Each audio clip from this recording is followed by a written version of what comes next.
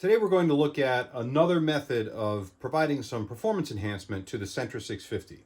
The Centris 650 was a short-lived computer in the Apple 68040 line. It was replaced by the Quadra 650, and the Quadra 650 was faster. On its own, it was a 33 megahertz machine. This is a 25 megahertz machine. And the Quadra 650 lasted for years compared to this thing, which lasted about 6 months in the market.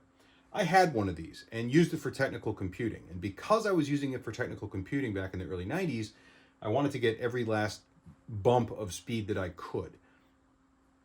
A few things were available, or I should say few things were available at the time. One of them was cache memory. And so we're going to take a look at adding cache memory to this machine. It comes with a small amount of level 1 cache, but you could expand the cache memory using an add-on card from Newer Technology. Now, is that going to provide you with a tremendous speed bump? Well, not as much as a 601 card will, but the 601 card came quite a bit later compared to the cache memory that we're going to take a look at today. So, let's dive in. All right, in the box, I'll take the foam off the top. We have the manual. Always good to have the manual, by the way. Very good news.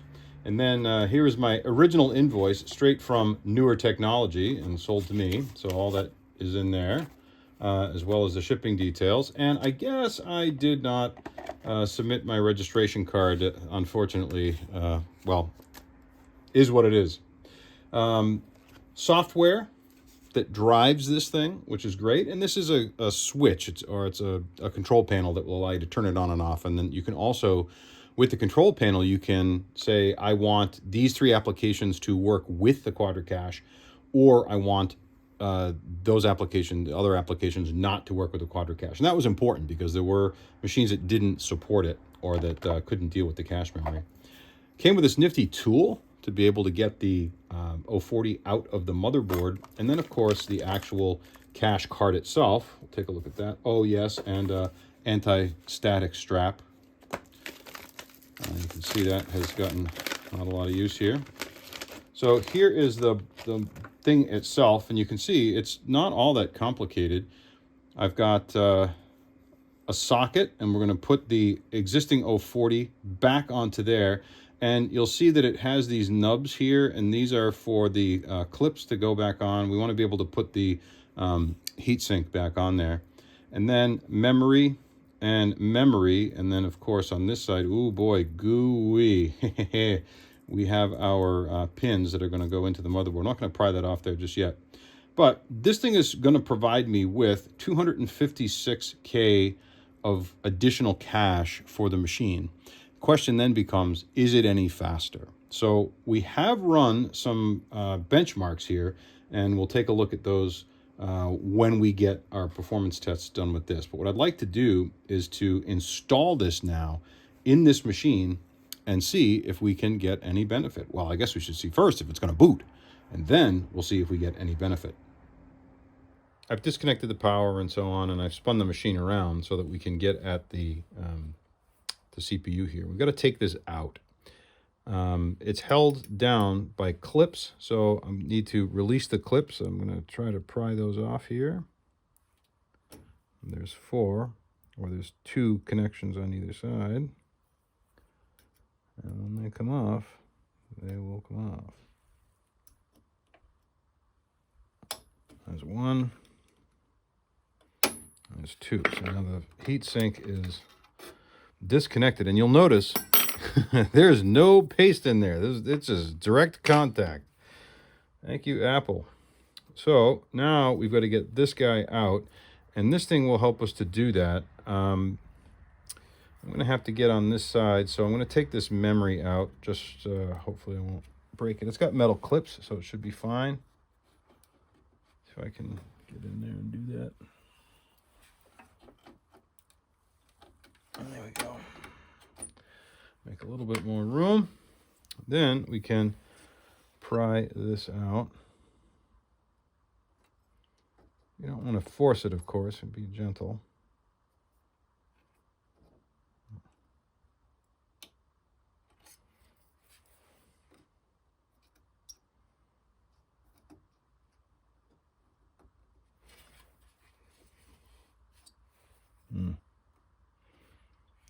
There we go. Now we'll get in there.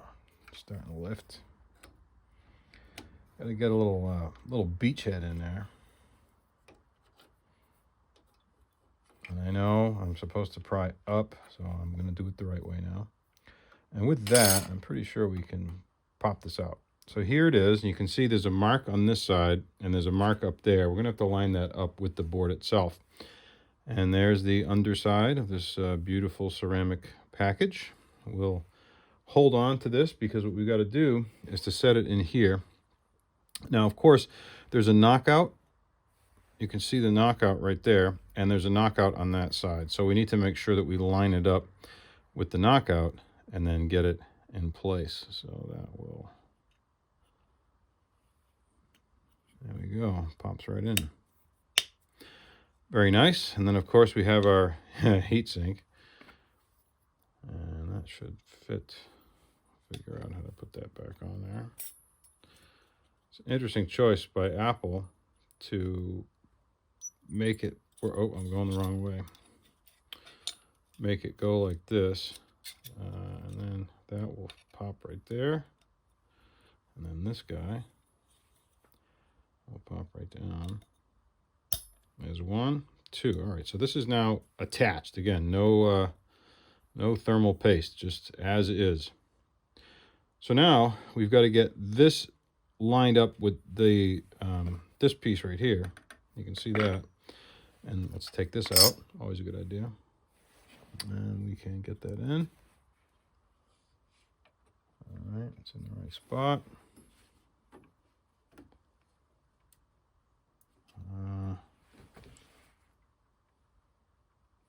Let's pull that out of there just for a second. Everything is straight all the way down, no bent pins.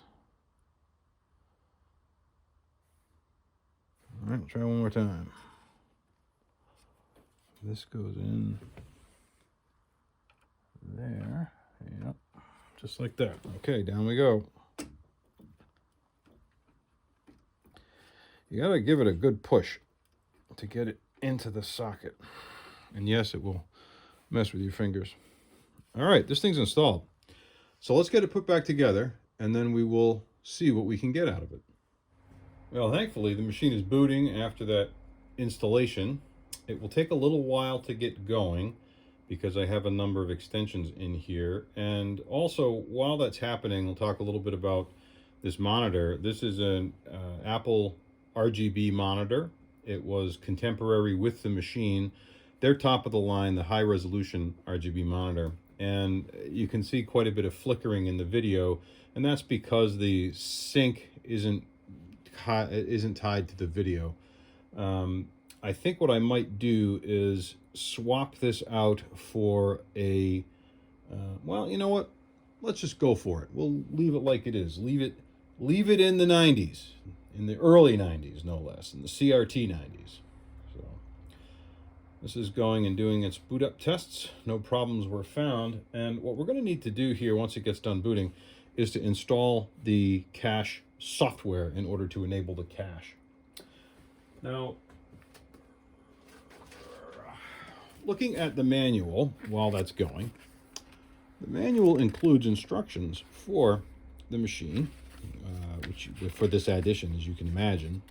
And then inside, it talks about the different machines that it's designed to work on. So the Centris and Quadra 610, the 650, the 660 AV, the 700, the 800, the 900, and the 950. Whew, pretty much the whole line of Quadras are covered by this add-on, which is pretty awesome. So that's good news. On the Centris 650, which is what we did, that's on page 13. Don't know if I went through the exact instructions that they said, but it's pretty close. Shut down, yes. Unplug everything, yes, we did that.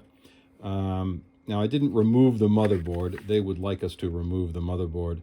Well, maybe we don't have to do that. They want you to take the power supply out and so on. I didn't do that. So it is what it is.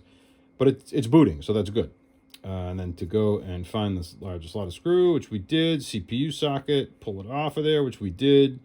And then align the cache card, which we did. And then restart the Macintosh before reassembling the case to ensure that it's working properly.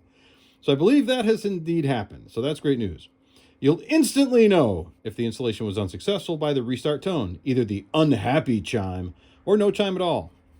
If this is indeed the case, fix it, realign it, and so on, or call tech support. Now, this is the next step. We have to install the software because that's on here, and we have it on this disk. So let's make sure this works.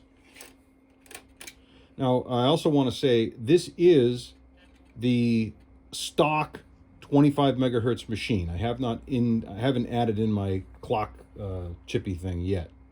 We just want to make sure it works. All right, so there may or may not be a disk mounted.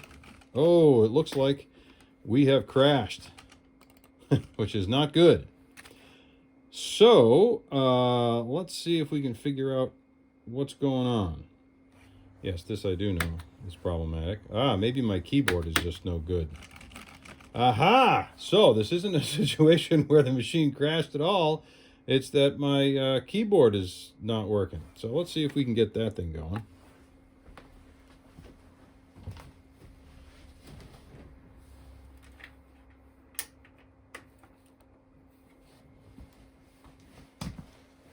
We've got 2 ADB slots on. Oh boy, that could be the whole problem. How dumb am I? Let this thing wake up.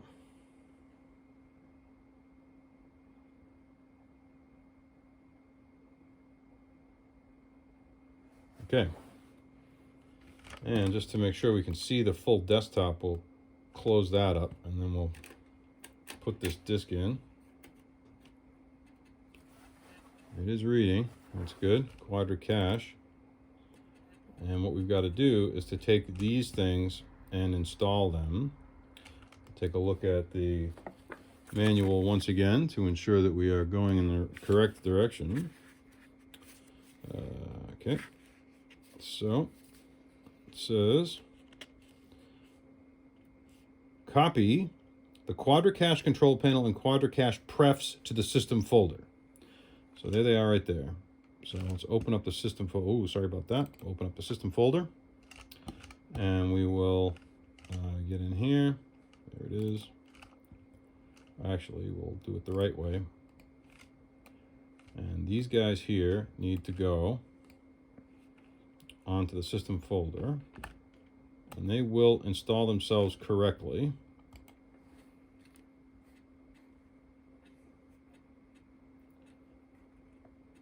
It says it may not put it in the preferences folder. So we may have to put it there manually. So let's go take a look. See if in fact we put it in the wrong place. So we'll go down to system folder and we will see under date modified. There's my control panels and it looks like I don't see that preferences file. So hopefully it's in the preferences folder. And it looks like if we switch to list, and we see today.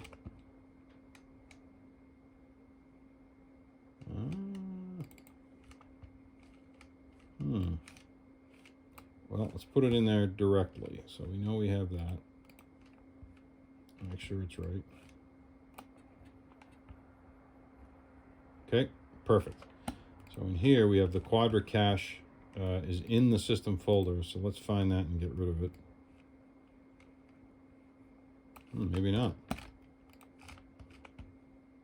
We're going to go into the system folder. I should say it the right way. And we will get rid of the extra file that we don't need, which is the Quadra Cache preferences file, which is there. And we'll go and put that into there. Okay. And then let's see if we can turn it on.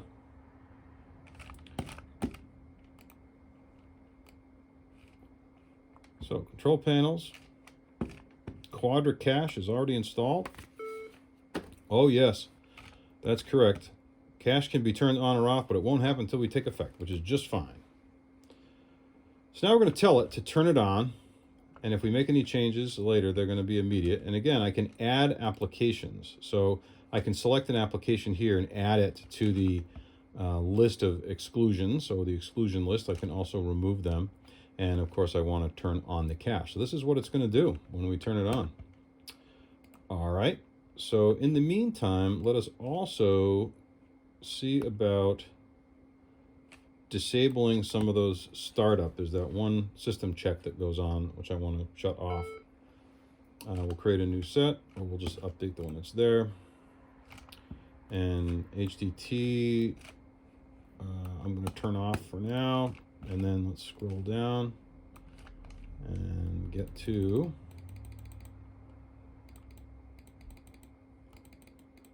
EKG. Where's that? Maybe it's not there. Well, it should be down there. We'll see. There it is. So we'll turn that off. Great. And we are in business. So let's restart.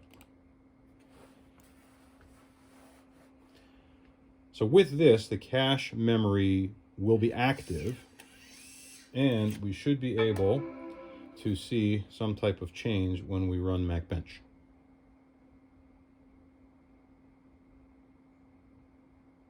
One of the things that I did learn, though, as this is booting, when looking at including being able to turn this on and off. So this 601 card, which is the Apple 601 card,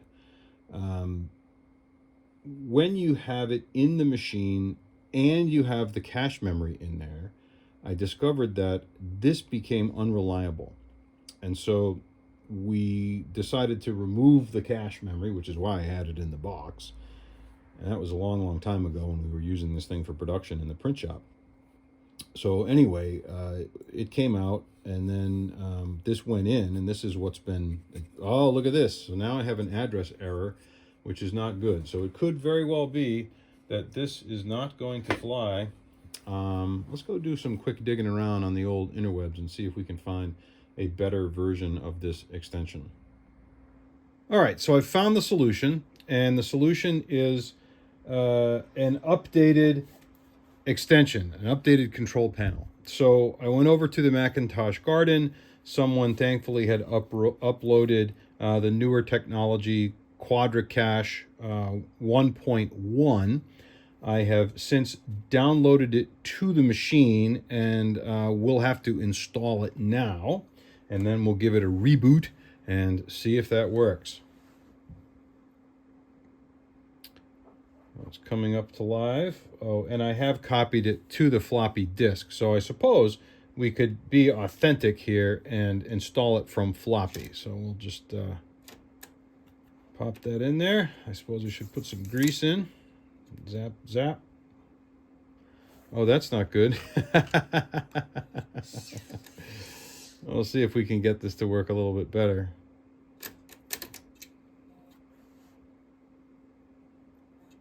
There we go. Yeah, I definitely need to put some grease on that floppy disk. Okay, so now we have the floppy disk, which is here, Quadra Cache software, and what I want is the 1.1 version, which is right here.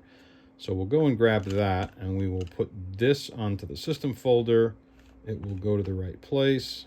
There we go. Yes.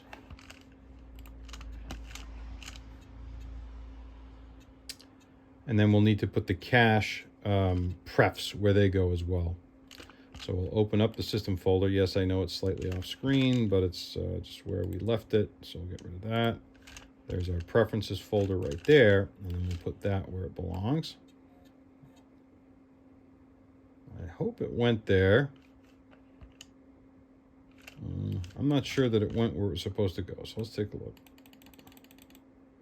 Yep, did not go to the right place. So let's try again.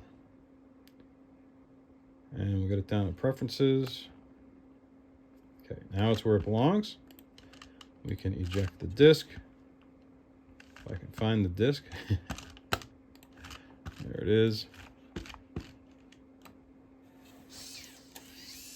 There we go. Now let us go to the control panel, see if we can turn it on. So we'll go to the control panel, and what we're going to look for now is Quadra Cache 1.1. And 1.0 was our culprit before. Yes, we know this is the case. And so off we go. We can see that it starts just fine. We can enable the cache. The cache is on, so it's on. What we're going to do is reboot, because that will ensure that the cache is on. So We've got it set up. Let's restart. Now, is this going to be a tremendous performance boost? No, this is not going to be a tremendous performance boost. And they were not sold as a gigantic difference between what you had before and what you would get afterward. And really, it's about just trying to squeeze the last little drop of performance out of these machines. And by providing them with that extra cache, that is basically the only thing that's left. So right now, again, we're running at 25 megahertz. We have not yet added the accelerator here. And we'll see what happens. Assuming that we can get this to boot and to run tests, then we will put the accelerator on and go for broke. All right, so there's our, the cache has started. It hasn't crashed. Before we were getting that memory error. And see if it comes to life. These are looking pretty good. Okay, so what we're going to do is run Mac Bench. And we're going to run Mac Bench because I've already got a profile in there for a stock Centris 650 that we took off of this machine in this configuration. So we're going to run the suite, but what we're not going to do is to go past the disk mix. So we're just going to run the processor and the floating point tests here. Yes. These do take a few minutes, and we'll jump ahead to the end rather than make you look at paint dry. All right, we're going to cancel this. And great. So now we have our results. 41% of a 6160 in terms of processor performance, and 10% of a 6160 in terms of floating point. But let's compare to a Quadra 650 or this Centris 650, shall we? So we'll open up now the Centris 650, and you can see that it's a little bit closer. So what we'll do is we will remove, let's see, just to make it fair, we get about a 5% increase in performance when we go from the Centris 650 to the new system with the cache memory. So 5%, that's not too bad. And then 7 here when you're looking at floating point operation. So that cache is relevant. Super. So what we're going to do now is shut it all down. And sorry, let's do it correctly. We'll shut it all down. And we are going to put the accelerator back in. So this, I guess I should save this, right? So we'll save this and we'll call it C650 stock. And I suppose I should have a 6 in there too. And we'll call it cache. There we go. Save. Great. And that's going to shut down. So we'll put this clip back on there and start it right back up.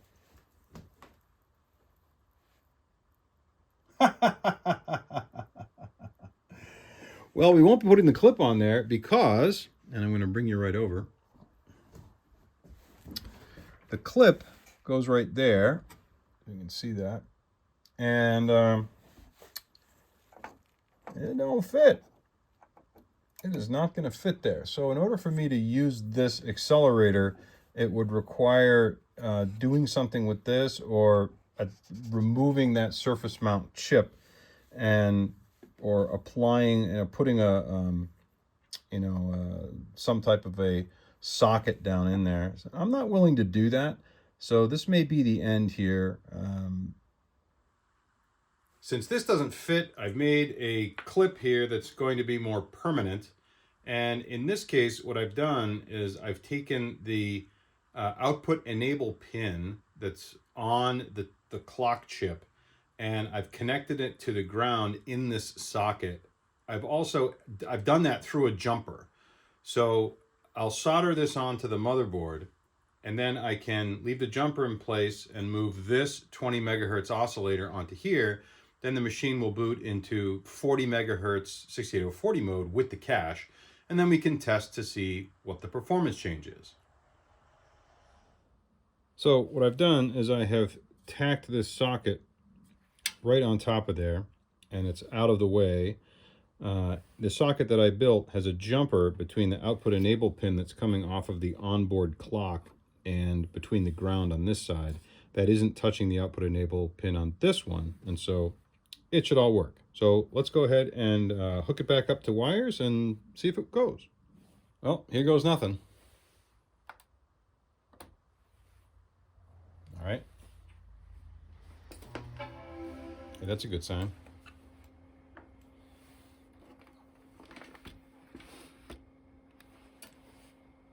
Let's see if it boots. Monitor's waking up. Oh, it's making the right sounds.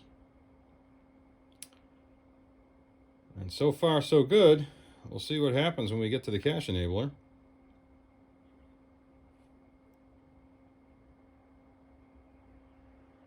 And if this is doing what it's supposed to, this should be running at 40 megahertz. We'll test that with the system profiler as soon as it's done loading. Well, this is going faster than before. So I think that's a good sign.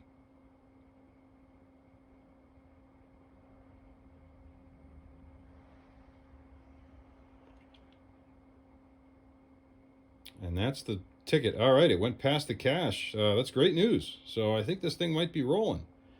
And that means that we should be able to take a little bit of a benchmark and do our final comparison. Just on the system profiler, we'll check that out. And it is telling us that this is a 40 megahertz 68040, which is awesome.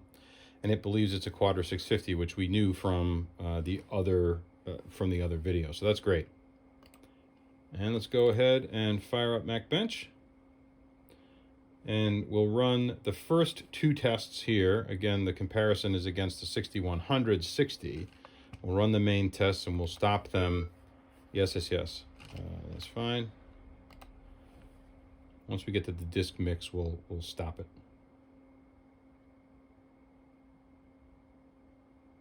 All right, let's cancel this. There we go. So we can see that in floating point, it is much slower than a 6100, which we expect, and certainly it's slower than a 6100, even at 80 megahertz. So that isn't a fair comparison. Let's go and check out the comparison against, we'll open up, against the C650 overclock, which is the comparison now. And here we go. So you can see the difference. The current system here is at 66%. In fact, let's turn off. Let's see. Turn the graph off. I want to remove from graph the 6100. Don't want that comparison. Here we go. So comparing the C650 overclock to the current system, it is about 5% faster. And then you can see it's about 8% faster here in the for the floating point. So there is an advantage. There absolutely is an advantage. And if we open up the original Centris 650, we can do that too. And we have the stock C650 stock. We'll grab that one. All right. So we've gone with two accelerators here. We have the first accelerator being straight overclock. We go from 59%, well, with 100% of the current system being 100% measure, we're going from 59, maybe we should switch that. We'll move this to the stock C650. This feels a lot better. Okay, so at 100%, the normal system here, we overclock it, we get to 161, we go to 169 with this current implementation that has the 40 megahertz clock chip, and it has that cache memory. So there is indeed a benefit. You can see the same thing here, a little bit more that we're getting out of the cache memory for the floating point operations. And so we go from 100% here, 0.89 to 1.55 in that system. So that's not bad. I think that we can keep this. So is it worth it? That's the real question. we've seen before that adding on this new clock makes the machine go 40 megahertz. And that's crazy fast compared to the 25 that it had before. So it's a huge performance boost.